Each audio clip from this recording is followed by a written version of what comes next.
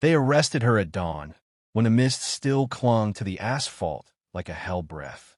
The bus terminal was half asleep, fluorescent lights buzzing overhead, coffee machines hissing, soldiers moving through in small, tired groups. She stood near the security checkpoint, hands relaxed at her sides, posture straight without trying to be. She wore civilian clothes, plain jeans, a dark jacket, but there was something about the way she stood that made people look twice. Not rigid, not stiff, just ready. The military police officer who first stopped her didn't intend for it to become a scene. It was routine, an ID check, a question asked out of habit more than suspicion. "Ma'am, can I see your identification?" She handed it over without hesitation. Calm, steady, eyes forward. The officer glanced down, then back up. "You're listed as a civilian contractor." "Yes. And this?" He nodded toward the worn patch stitched inside her open jacket, barely visible. "A trident. Faded. Old. Real." Her answer was simple. "That's mine." Something changed then. A flicker. The officer's jaw tightened. He stepped back, signaling to another MP. "Ma'am, are you impersonating a Navy SEAL?" A few heads turned. The terminal seemed to quiet, like the world itself was leaning in. "No," she said. One word. Flat. Honest. The second MP was younger, eager. He looked at the patch, then at her boots, her stance, the faint scar along her knuckle. He smirked. "You know that's a serious offense, right?" She didn't respond. They escorted her to a small security office at the edge of the terminal. No cuffs yet, but the message was clear. The door closed. The air inside felt heavier. "Name?" the older officer asked. She gave it. Occupation? Former Naval Special Operations. The younger MP laughed out loud. "Yeah, and I'm an astronaut." She met his eyes then. Not angry, not defensive, just a quiet, assessing look that made his laughter trail off awkwardly. "Do you have proof?" the officer asked. She shook her head. "Not on me. That patch says otherwise," the younger MP said. "You can't just wear that." "I know. Then why are you?" "Because I earned it." Silence stretched. The older officer sighed, rubbing his temple. "All right, we're going to need to detain you until we verify this. Impersonation of special forces is no joke." She nodded. Understood. They placed her under arrest. News traveled fast in places like this. By the time they escorted her through the terminal, whispers followed. Phones came out. A few soldiers shook their heads, others scoffed. "Another fake," someone muttered. "She doesn't even look the part," another said. She said nothing. They brought her to a nearby military installation for processing. A bland room, gray walls, a table bolted to the floor, a single camera blinking red. Hours passed. They ran her name. Nothing came up. No public service record. No active clearance. No accessible files. "That's impossible," the younger MP said. "If she was a SEAL, there'd be something." The older officer frowned. "Not necessarily." Before the conversation could continue, the door opened. A colonel stepped in, crisp uniform, sharp eyes. "What's this about?" he asked.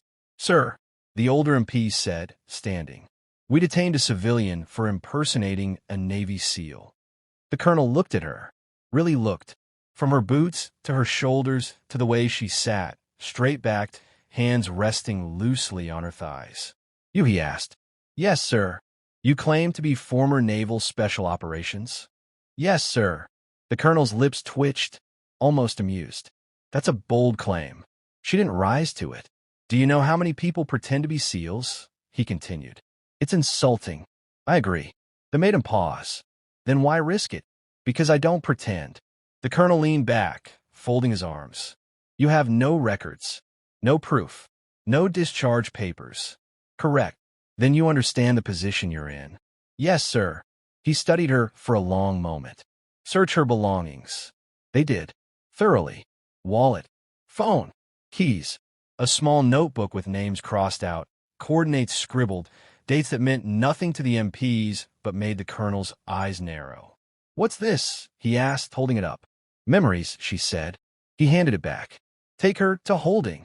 As they escorted her down the hallway, a group of uniformed personnel passed by. Among them was a man with silver hair and a presence that seemed to bend space around him. A general. He stopped. "Who's that?" he asked. "Civilian impersonating a SEAL, sir," the colonel said. The general looked at her. His gaze dropped, not to her face but to her hands. "Hold on," he said quietly. Everyone froze. He stepped closer, eyes narrowing slightly. "Where did you learn to tape your fingers like that?" The younger MP blinked. "Sir," the general ignored him. He was staring at her right hand. 2 fingers wrapped subtly, expertly. Not sloppy. Functional. She met his gaze for the first time since the arrest. "Cold water ops," she said. "Habit." The general's expression changed. Something like recognition flickered there. "Only operators carry that," he said slowly. The room went silent. The colonel frowned. "Sir." The general raised a hand. "What team?" he asked her. She hesitated for half a second. Then, "I don't use that name anymore." That hesitation told him more than any answer. He turned to the colonel. "Clear the room." "Sir." "Now." The MPs exchanged confused looks, but obeyed. The door closed, leaving the general, the colonel, and her alone. The general studied her again, more carefully this time. "You move like someone who's been trained not to be seen." She said nothing.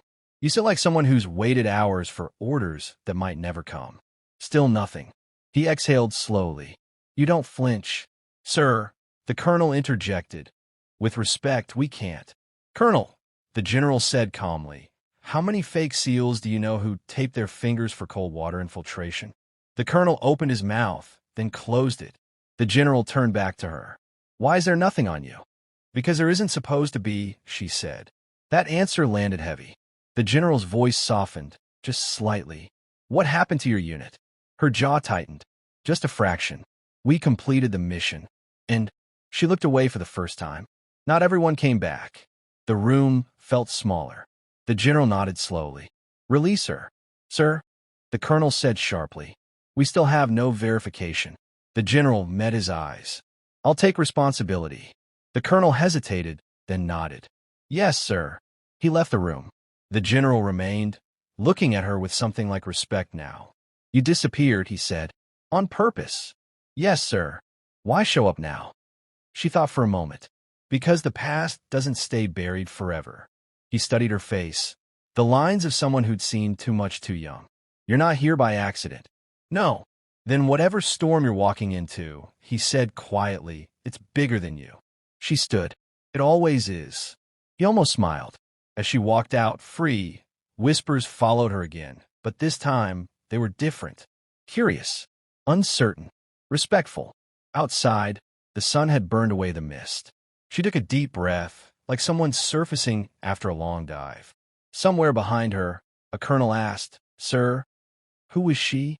The general didn't answer right away. Finally, he said, "A ghost."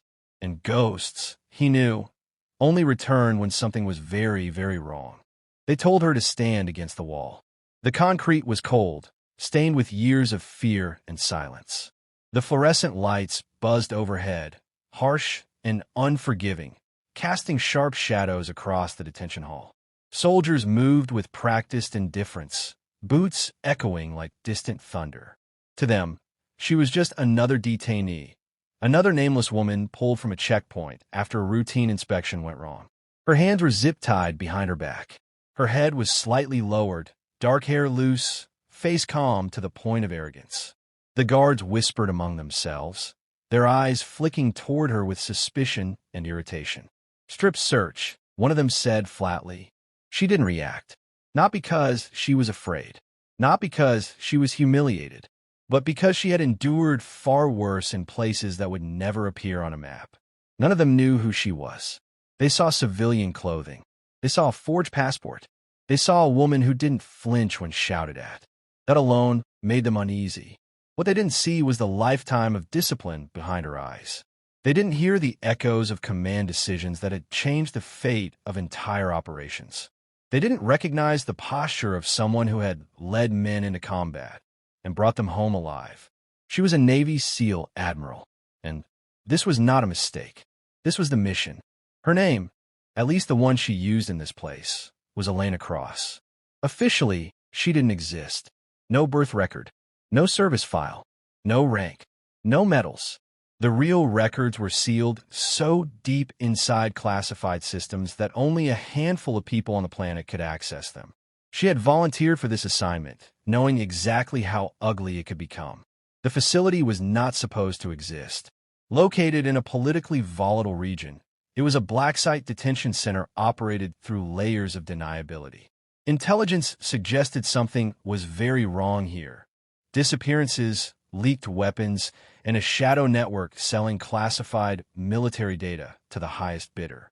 Someone inside was betraying everyone, and Elena Cross had been sent to find out who. The guards circled her like predators testing prey. One reached for her arm, gripping too tightly. "Move," he snapped. She complied slowly, deliberately. Every motion was calculated, every breath controlled. She cataloged faces, voices insignious. She noticed the way one guard avoided eye contact. She noticed another whose weapon was newer than regulation issue. Small details, the kind that get men killed when ignored. They led her into a secondary room. Smaller, windowless. A camera in the corner blinked red.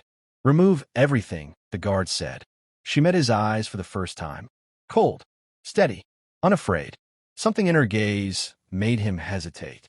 Then authority reasserted itself, and he repeated the order louder. She obeyed, piece by piece, maintaining dignity in silence. There was nothing sexual about the moment. Only power, control, and the illusion of dominance the guards believed they held. The search revealed nothing. Of course it didn't. What they didn't find were the things that couldn't be detected by hands or machines. Her training, her resilience, her ability to dismantle a system from the inside without firing a single shot. When they were done, she dressed calmly. "Take her to holding," someone muttered. The door slammed shut behind her. The cell was barely lit. A metal bench, a drain in the floor, the smell of rust and despair. She sat, and she waited. Time meant nothing to her. She had survived weeks underwater, days without sleep, moments where hesitation meant death. This was easy. Hours later, the facility shifted. She heard raised voices, radios crackling, footsteps moving faster. Something was happening. Then the door opened. A man entered alone. He wasn't dressed like the others. His uniform was immaculate, his posture stiff with authority, but his eyes betrayed uncertainty. He studied her file. "You don't fit the profile," he said. She said nothing.